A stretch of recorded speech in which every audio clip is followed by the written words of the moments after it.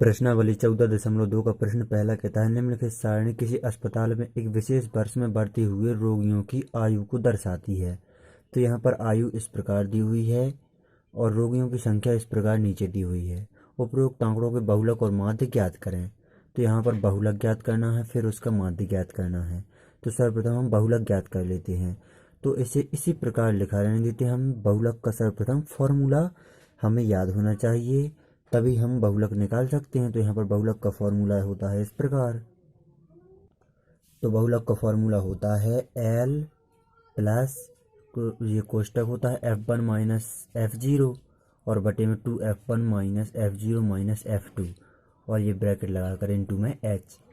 तो यहाँ पर अब आप यहाँ पर देखेंगे तो F1 F0 और F2 इस कोष्टक में तीनों ही हैं, क्योंकि है तो 5, लेकिन F1 ये हो गया, F2 हो गया ये 2 जगह और F0 2 जगह है।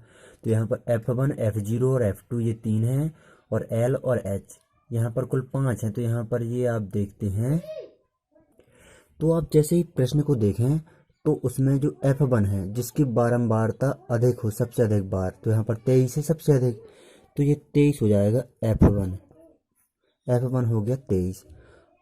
और जो F0 होगा वो इसके अधिकतम बारंबारता के पहले का होगा, तो ये हो जाएगा F0। और F2 है जो, तो ये हो जाएगा बारंबारता के बाद वाला, तो ये हो जाएगा F2। आप यहाँ पर भी देख सकते हैं F1 है जो बहुलक वर्ग की बारंबारता है, तो जिसकी सबसे अधिक बारंबारता है वो होता है F1। F0 होता है बहुलक वर्ग के पहले वर्ग की बारंबारता, तो बहुलक वर्ग के पहले वर्ग की बारंबारता F0। और F2 होता है बहुलक वर्ग के ठीक बाद की बारंबारता, तो F2 हो गया। अब यहाँ पर L होता है जो बहुलक वर्ग है जिसकी बारंबारता सबसे अधिक बार है यहाँ पर 23 की, तो इसका L आएगा ये बहुलक वर्ग की निम्नतम सीमा।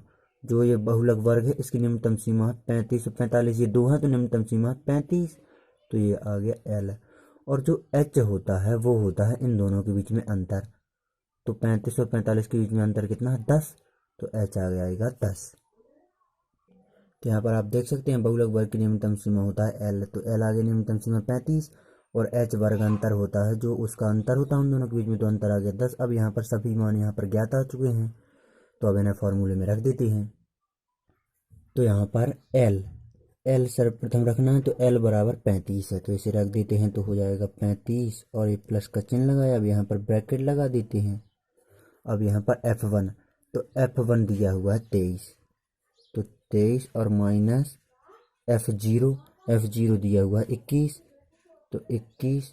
अब यहाँ पर हो जाएगा बटे और नीचे हो जाएगा 2, ये वैसा ही रहेगा, इनटू में F1 का मान वही है 23, तो यहाँ पर 2 इंटू 23 और माइनस का F0 है 21 और फिर ये माइनस का चिन्ह लगाया। F2 है 14, तो इसे 14 लिख दिए। अब यहाँ पर फिर से ब्रैकेट बंद कर देते हैं इसे और इनटू में H, तो H बराबर जो उन दोनों के बीच में अंतर था, तो H बराबर 10 आ गया। अब इसे नॉर्मल सवाल की तरह सॉल्व कर लेते हैं। तो यहाँ पर 35 को वैसा ही लिखा रहने देते हैं। अब ये प्लस का चिन्ह लगाया, ऊपर 23 में से 21 जाएंगे तो यहाँ बचेंगे 2 और बटे में 23 दूनी हो जाएगा ये 46 और माइनस, अब ये माइनस के दोनों जुड़ जाएंगे, माइनस के 21 और माइनस के 14, तो 4 1 5 35 हो जाएंगे, ये माइनस के 35 और इनटू में इस तरफ ये 10। अब यहाँ पर आगे सॉल्व करते हैं, तो 35 को वैसा ही लिखा रहने देते हैं, प्लस का चिन्ह लगाते हैं, 2 को भी वैसा ही लिखा रहने देते हैं और नीचे 46 में से 35 जाएंगे तो यहाँ बचेंगे 11 और इनटू में ये 10। 35 को यहाँ पर वैसा ही लिखा रहने दिया, प्लस का चिन्ह लगाया, 2 का गुणा जब 10 में होगा तो हो जाएंगे 20 और बटे में 11 पहले से। अब यहाँ पर 20 में 11 का भाग दे देते हैं, तो यहाँ पर 11 का भाग 20 में देते हैं तो एक ही अंक तक ले जाते हैं, 1.8 आ जाएगा, यहाँ पर आ जाएगा। तो यहाँ पर 35 प्लस 1.8 हो जाएगा, तो यहाँ पर 35 को वैसा ही लिखा है, 11 का भाग 20 में देते हैं तो यहाँ आ जाएगा 1.8। अब 35 को 1.8 में जोड़ देते हैं तो यहाँ हो जाएगा 36.8। तो रोगियों की आयु का बहुलक इस प्रकार आ जाएगा, अधिकतम 36.8 वर्ष। तो यही हमारा बहुलक है। अब यहाँ पर प्रश्न कहता है इसका माध्य भी ज्ञात कीजिए। तो इसका माध्य ज्ञात करने के लिए हम प्रत्यक्ष विधि का उपयोग करेंगे। तो प्रत्यक्ष विधि के अनुसार इस सारणी को बना लेते हैं।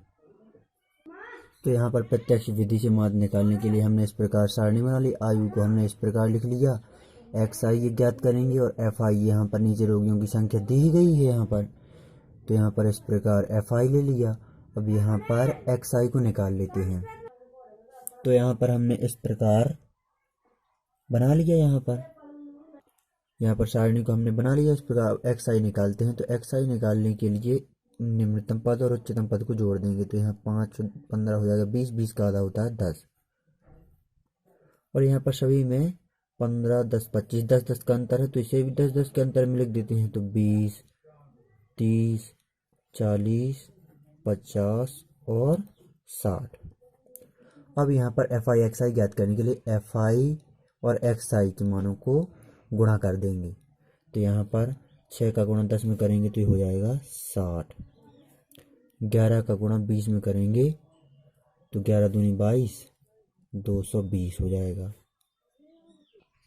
और 21 का गुणा 30 में करेंगे तो 21 63 और 0 630 हो जाएगा। 23 का गुणा 40 में करेंगे तो यहाँ पर 23 का गुणा पहले 4 में कर देते हैं।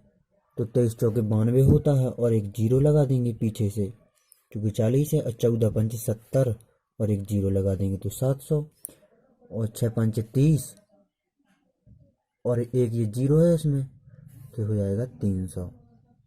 अब यहाँ पर सिग्मा एफ आई, तो सिग्मा का मतलब जोड़ना होता है, तो इन सभी को जोड़ देते हैं। तो यहाँ पर इन सभी को जोड़ेंगे तो ये आएगा टोटल 80 और इन सभी को जोड़ देते हैं और इन सभी को जोड़ेंगे। सिग्मा एफ आई एक्स आई आएगा 2830। अब प्रत्यक्ष विधि का सीधा सीधा फॉर्मूला लगा देते हैं। माध्य बराबर सिग्मा एफ आई एक्स आई बटे सिग्मा एफ आई। तो यहाँ पर माध्य बराबर हो जाएगा यहाँ पर सिग्मा एफ आई एक्स आई बटे सिग्मा एफ आई। अब यहाँ पर सीधा सीधा मान रख देते हैं। तो सिग्मा एफ आई एक्स आई का मान आ गया 2830 और बटे में सिग्मा एफ आई का मान आ गया 80। तो यहाँ पर इस 0 से 0 कैंसिल हो जाएगा। यहाँ 283 ऊपर बचेंगे और बटे नीचे 8। अब यहाँ पर 283 में 8 का भाग दे देते हैं। तो यहाँ पर 283 में 8 का भाग देंगे तो यहाँ आ जाएगा 35.575375। तो यहाँ पर माध्य आ गया 35.375 वर्ष। तो यही हमारा माध्य है और यही हमारा आंसर है। तो यहाँ पर इस प्रश्न में हमने माध्य भी ज्ञात कर लिया और बहुलक भी ज्ञात कर लिया। तो यहाँ पर आप इस प्रश्न को अच्छी तरह से नोट कर लीजिएगा।